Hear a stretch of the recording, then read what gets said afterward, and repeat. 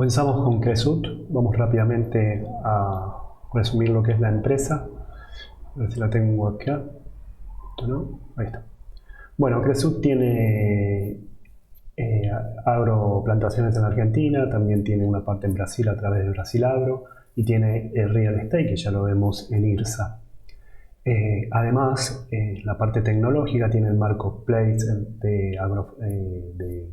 de agricultura a través de Agrofy, donde se venden, se comercializan todos insumos y materiales para el agro, y tiene esta parte donde se hace el corretaje, la parte distributiva y de acopio, que es a través de futuros y opciones, donde se tiene 17,7 en Agrofy y 50,1 en futuros y opciones.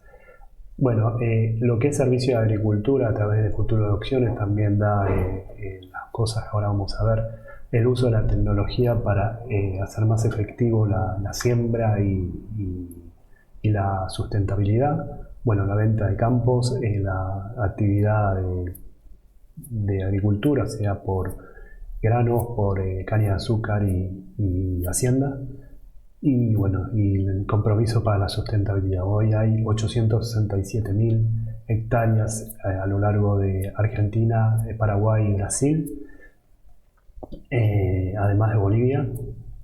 Y se dedica, bueno, la área productiva es el 47%, es soja y hacienda lo mayoritario, después también maíz, caña de azúcar y bueno, trigo, sorgo y demás, donde se incluye el chía, por ejemplo, bueno, el sésamo, el poroto. Acá creo que nada más. En cuanto a sustentabilidad, el uso de innovación tecnológica de agrointeligencia. Hoy día estamos en carrera con ambientes sustentables, con la emisión de CO2 y las formas, bueno, en cualquier proceso productivo, la forma de reducción de las emisiones y además todo lo que nos brinda la naturaleza o todas las adversidades, mejor dicho, de la naturaleza y hacer una forma más efectiva en donde la semilla caiga en el mejor lugar posible para tener la mayor productividad, ¿no?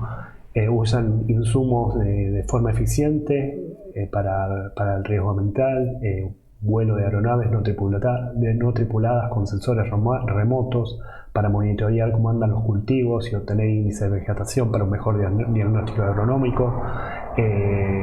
Bueno, imágenes satelitales de suelos y mapas de precipitaciones, o sea, para anticipar lo que va a pasar, ya sea en la próxima cosecha o en la cosecha reciente. Aparte se está trabajando con el INTA para definir un indicador que se pueda servir para monitorear el estado de los suelos y la evolución. Y bueno, y se tiene diferentes herramientas como sensores para el silo bolsa y captura de CO2, estimación de rendimiento, o sea, son como herramientas que simulan lo que vaya a pasar con la cosecha o con lo que hay. Ahora sí vamos a los resultados. El ejercicio 2022-23 inicia con un saldo positivo de 3.461 millones, un 7% menor al año pasado. Después, como vamos a ver, el EBITDA en agricultura se redujo un 81,1%. Si tienen Cresut, fíjense si es momento para deshacerse porque no son buenos los números, pero vamos a ir viendo o ir argumentando por qué, ¿no? O los números mismos, no yo. Tenemos la ganancia bruta en una leve baja. Esto es principalmente por, baja de los costos, ¿no? Los costos operativos. Nada más así. Bueno, la campaña 2022-2023 se presenta levemente superior a la anterior. Esto me parece medio contradictorio. A pesar del efecto de la línea y las heladas tardías, puede ser que tengan mayor hectáreas para el sembrado, pero el maíz no fue una buena cosecha y la segunda, el soja, fue desastrosa. Acá el trigo no tiene mucha incidencia en Cresut, ya que no hay no hay grandes lugares o grandes hectáreas dedicadas al trigo. De hecho, el sorgo lo está reemplazando. Bueno, y están hablando de las mejores prácticas, como hablamos, para minimizar esos riesgos, ¿no? Por otro lado, Brasilagro se adquirió un campo en Panambí de 10.800 hectáreas por un valor aproximado de 52 millones de dólares. También se vendió un campo en Paraguay, pero por muchas menos hectáreas. Vamos más allá de lo que hablamos, vamos a ver algunas cositas. Primero son los highlights, que hablan de, bueno, de los precios de los commodities y los márgenes sustentables. Hablan, a pesar de la línea, creían que era peor, fue mejor de la catástrofe que se planeaba. No quiero decir catástrofe, suena muy tremendista. Fue mejor de lo que se creía, a pesar de los magros resultados. Hablan de expectativa de la planta, de lo plantado, un poquito arriba de la campaña anterior, aunque no se nota todavía. Habla de la compra de Brasilagro y, bueno, y de los servicios comerciales, que habla de futuro y opciones, ¿no? En otros lados se menciona la sequía durante todo lo que es Brasil. No menciona Argentina. Sí habla de las heladas que hubo. La cosecha de maíz, de trigo, ya está al 100%. Esto es en general en Argentina, con un rinde de más del 22% de la campaña anterior. Se espera la de soja, que recién empieza en Argentina. En Bolivia está el 65% y en Brasil el 41%. En cuanto al maíz, en Bolivia está todo y en Argentina recién empieza. Y esto es la compra, que se hizo a 285,6 millones de reales, como dijimos. ¿Cuánto dije? 52 millones de dólares, no va a pagar en 2 veces. Y la venta por 1,5 millones de dólares, unas,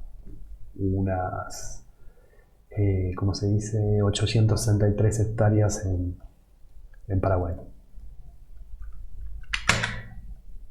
Esto es el efecto inflacionario en Argentina, 22% de inflación en 3 meses comparado con el 9% del año pasado.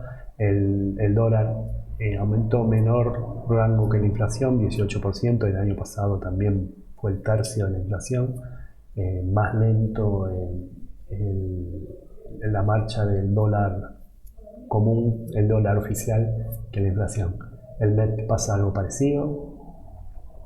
Estuvo acorde, pero está más acorde a la inflación. Y, bueno, el oficial en términos reales bajó un 6% y un 4%, un 6% el año pasado y un 4% el año pasado, y el MEP estuvo más o menos acorde a la inflación. Los ingresos por venta son de 29.863 millones, incluyendo todos los negocios, bajando 5,1% interanual. Los costos, hay un ahorro del 22,56%, siendo 19.105 millones por reconocimiento de activos biológicos, es decir, por los precios de los commodities y otras cosas. Hubo un déficit de 1.429 millones, el año pasado fue un positivo de 3.888 millones. El margen ajustado de EBITDA da 26,6, bajando casi 2,9 puntos porcentuales respecto al año pasado. La existencia de activos biológicos baja a 24,5 respecto al inicio del ejercicio. Y inventarios suben 33,5%, también comparado con el inicio del ejercicio, por subas en materiales e insumos. En esto tenemos lo siguiente. En la página 22 vemos la cementera de granos en la parte de productiva. El nivel 1 es parte de consumo, y la cosecha por revalorización de commodities. Bueno, hay una diferencia respecto al inicio del año, ¿no? Teníamos un superávit de 22.405 millones y pasamos un déficit de 1.455 millones. En cuanto a materiales e insumos, el aumento es prácticamente el doble, pasa de 8.408 millones a 16.201 millones de pesos. Viendo el EBITDA, nos da 7.955 millones el ajustado, el año pasado fue de 9.277, y por desvalorización, si esto es más bien actuar real estate, hay una brecha positiva de alrededor de 4.000 millones de pesos. Pero bueno, vamos a desglosar por el segmento agropecuario, que es a donde opera Cresut y no invierte y se queda esperando como pasa con INSA, ¿no? Granos y derivados, que es el 43,6% del negocio agropecuario, baja 34,7%, pero con una reducción de déficit de 437 millones por ahorro de gastos operativos. Acá tuvo que ver con la brega que hubo con el gobierno nacional y el dólar soja y todo eso, donde muchos productores adquirieron en los servicios de futuros y opciones, o FIO, entonces hace que pase en segundo lugar y sea el 27% del total de la facturación, y el que más sube, ¿no? Sube un 43% por mayores márgenes en comisiones y mejores resultados en operaciones de acopio y consignación. La caña de azúcar, que no anduvo bien en Brasil por el clima, 22,8% del total de la facturación, baja un 34,3% por bajas en rindes productivos y baja de los precios de la azúcar en sí. Hacienda, que también los precios de la carne estuvieron tendenciosos a la baja, y encima por el efecto inflacionario y un marco regulatorio hizo que bajó, y el marco regulatorio en retenciones hizo que baje un 30,8% del total, y forma solo parte de menos del 5% del total del negocio de agropecuario. Seguimos. La producción total de granos baja un 28,7%, la más baja en 4 ejercicios, donde el maíz fue lo que se apostó. Ahora la próxima ya empieza la soja, 96,2% del total y baja un 29%. La caña de azúcar se mantuvo a niveles del año pasado, la superficie para agricultura es un 2,4 más que el año pasado, y para la ganadería es un 2,1 más. A pesar de eso, los rindes fueron inferiores. El rodeo sube un 30,5% y el stock de hacienda sube un 13% por mayor actividad en cría en 18,1%. Pero bueno, hay que confinarlo para esperar un precio mejor en lo que es hacienda, ¿no? Seguimos con despacho. El volumen de despacho de granos baja un 24,2%. El maíz, que es el 72,6% del despacho, es un 5,7% menor al año pasado. Se exporta el 30% del maíz y esto sí sube un 94,5%. La soja, por su parte, es un 21,7% del despacho, bajo un 55,2%. Y la exportación, que es un 30,7% del total, bajo un 72%. Esto es por los magros rindes que hubo en la segunda cosecha que se hizo en abril, y la sequía, bueno, que no hubo forma de salvarla. El sorgo, por su parte, que es el grano que se está utilizando hace muy poquito, en 2021, que vuelve a resurgir, es el 4,1% del despacho y sube un 28,6%. Caña de azúcar, por su parte, baja un 9,6% en el despacho, y la hacienda baja un 6,7%, siendo el más bajo en 4 años. Ahora sí, vamos al resumen de todo esto. Tenemos los ingresos del negocio agropecuario, fueron 18.320 millones contra 23.574 del año pasado. Esto es una baja de lo que, bueno, ahora vamos por parte. Bueno, lo que es el breakdown, el desglose de hectáreas, tenemos en Brasil, en Argentina es a donde más se da la ganadera, y en agrícola Argentina y Brasil comparten más o menos en la misma cantidad. En cuanto a lo que es producción agropecuaria, una baja del 33,4% y un resultado operativo negativo contra un positivo el año pasado, y una brecha de 3.700 millones de pesos negativas. Hay un ahorro en lo que es granos de un 33,6% del déficit, pero en los ingresos por venta hay una baja del 34,7%. En caña de azúcar hay una baja operativa del 77,7% respecto al año pasado. En cuanto al volumen de producción, bueno, como dijimos, depende del maíz en este periodo y es el más bajo en 4 años y es más o menos un 40% menos que el periodo 2019-2020, por ejemplo. Incluso es menor que en la época de pandemia. En maíz, bueno, es el más bajo, también despacho, y soja también es el más bajo, siendo la peor segunda cosecha de mucho tiempo, ¿no? Porque es prácticamente la mitad o menos de la mitad de lo que fue el año pasado. La superficie de explotación sube un 2,4, como dijimos. Rodeos estamos mejorando respecto al año pasado y al anteaño, pero el volumen de ventas es el peor en los últimos 4 años. Los campos en producción de carne suben 2,1 y el stock de Hacienda sube un 13%, impulsado por la Hacienda de cría y futuras vacas o lo que sea para la venta. Y el único que sobresale, o la única esperanza, fue justamente esto por la brega entre los productores y el gobierno, donde hubo mayor corretaje de granos y mayor acopio, y la ganancia operativa en futuros y opciones aumentó un 79,8%. Seguimos una cosita más. Para dar, bueno, tenemos un 81% menos en lo que es el EBITDA de Pharma, bajando el negocio en un 53,3% en lo que sea operativo, ¿no? Lo único que sube es futuras opciones con un operativo mayor al 99%. Los gastos por naturaleza sumaron 13.408 millones, ahorrando 6%, donde los costos por remuneraciones, cargos sociales y otros suben 9,7, ganando la inflación. Los insumos, labores y arrendamiento bajan un 5,3 y mantenimiento, seguridad, limpieza y afines suben un 20,4. En esto vamos rápidamente a definir los valores.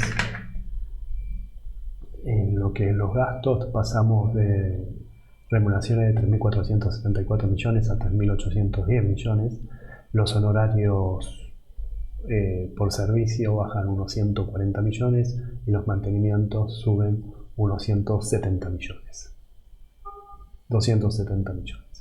Bien, vamos con lo que es el resultado financiero. Dan un positivo de 6.306 millones, 7,6% más que el año pasado. La deuda bruta es 146.700 millones de pesos, es decir, unos 420 millones de dólares. Una baja del 15% del inicio del ejercicio. Esto se da por el efecto dólar versus inflación. El 68,8% de la deuda es en dólares, además del canje, Y el flujo de fondos da 28.670 millones, unos 30,5 millones de dólares, disminuyendo 13.470 millones y un 42,4% menor al año pasado. Esto se da por baja en el flujo libre de fondos, es decir, la baja del flujo operativo y mayor gastos en mantenimiento y adquisición en propiedad, planta y equipo. Bueno, vamos con los saldos financieros y a agregar sobre lo que dijimos. Tenemos los saldos financieros, dan 6.306 millones contra 5.860 millones. Esto se da impulsado por el ajuste por inflación positivo en más de 5 veces y compensado por el mayor déficit en diferencia de cambio. Los préstamos bajan de 172 billones de pesos a 146,7 millones de pesos. Esto es por la baja de obligaciones negociables, principalmente por el canje, donde hubo un 87% de aceptación, más que IRSA. Acá hubo más conciliación, donde se canjearon 98 millones de dólares de la clase 23 a la clase 38. Y por otro lado se generó la clase 39, pero en pesos, por un monto total de 5.122,5 millones de pesos, donde parte será licuado, ya que el Badlar es un 69% y el margen es solamente un 1% más, es decir, un 70% contra una inflación prácticamente del 100%.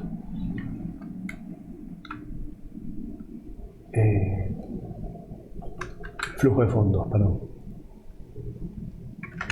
Tenemos que el flujo de fondos baja de 49.777 millones a 28.670 millones, más de 20.000 millones. Esto se da por el efectivo generado por el flujo de actividades operativas. Esto es también por menor ingreso en las actividades operativas antes de impuestos a la ganancia, y por mayores gastos en mejoras y adquisición de propiedad, planta de equipo, como dijimos, de más del 120% del gasto, no del déficit. Hablando del déficit. Después, lo que es la deuda, tenemos hoy día 10 obligaciones negociables corrientes, donde una sola es por Badlar y las demás son todas en dólares. Un préstamo de descubiertos bancarios en pesos y nada más acá. Y tenemos un maturity para enfrentar los vencimientos de este periodo de 122,7 millones para este periodo, donde 14,7 es lo que restaba de la no aceptación del canje, lo verde es en dólares y 69,3, es decir, un 55% de la deuda que se tiene para este año es en pesos, pero solo se cuenta con 30,5 millones de dólares para enfrentar 4 veces más los vencimientos, así que está medio complicado en ese sentido, pero bueno, confían de que tienen el respaldo para hacerlo. En el 11 del 11 se repartieron 3.100 millones en dividendos, 105,29 por acción, para sacarse encima ciertos pesos que no supieron a dónde invertirlos. Se cerró la etapa de recompra de acciones alcanzando el 99%, sumando 1.000 millones, y esto va a ser usado para programas de incentivo a los empleados. Tenemos los dividendos formando parte del 529, se paga el 11 de noviembre. Tenemos la evolución de la recompra de acciones y por último, algo para agregar, habla de la sequía, donde en la parte de agricultura, donde mitigarán a través de las cosas tecnológicas o de las herramientas tecnológicas e innovaciones este desafío. Cuando alguien habla de desafío es que se viene la tormenta, ¿no? Entre comillas, metafóricamente, o la sequía en este caso. Y en cuanto a la actividad ganadera, se presenta con cientos de interrogantes con respecto a la demanda internacional y la posición exportadora que Argentina debería adaptar. Se sigue la concentración de la producción en campos propios, en Salta y Jujuy sobre todo, y consolida la parte en Brasil, con mejorar la productividad, controlando costos y trabajando eficientemente para alcanzar los mayores márgenes operativos posibles. Bueno, nos vamos con una liquidez, entramos en un capital de trabajo negativo justamente por el maturity de la deuda que mencionamos. La solvencia sube de 0,48 a 0,68. El valor del libro 140,9, la cotización es parecida, 172,65. La capitalización bursátil es 2.000 millones menor que IRSA, 100.864 millones. La ganancia por acción acumulada es 5,91. El PER promediado es medio ficticio, ¿no? Es 2,26. Esto se dio por ventas extraordinarias del cuarto trimestre de 2021-2022. Si no, más o menos sería un PER de 25 años, ¿no? Es todo. Chao.